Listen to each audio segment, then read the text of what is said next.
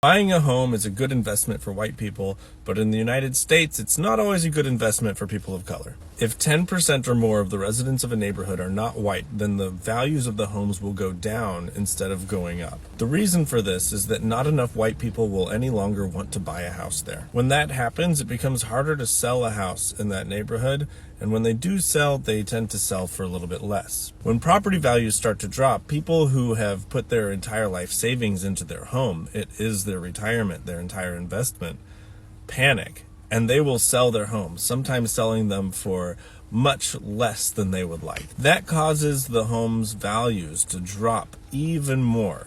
And then you have people who have mortgages that decide they don't want to live there anymore. But if the property values drop low enough, then they might end up owing more on the home than they can sell it for, which means they can't sell it because selling it wouldn't cover the cost of their mortgage.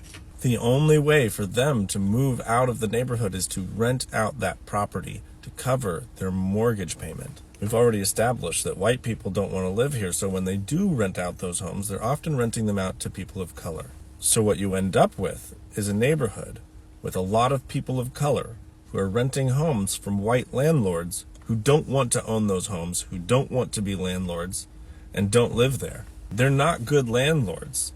And the properties start to fall into disrepair. Eventually, you have properties that no one can live in. And when this happens, the property values in the neighborhood drop so low that it costs more to build a house than you can sell one for. Once that happens, banks will not give construction loans for the area. No new homes are going to be built. Whatever homes are there will survive as long as someone is keeping them up. But eventually, a lot of those homes will deteriorate and fall down. That's how we end up with neighborhoods like mine, where half the properties are empty. About a quarter of the properties are abandoned buildings that are falling down and hazardous. And majority of the residents are renters, with just a few people who own their homes. I hear people all the time say, well, why doesn't someone just go and build some nice homes on the abandoned properties? But it would take such a huge cash investment with no help from any banks.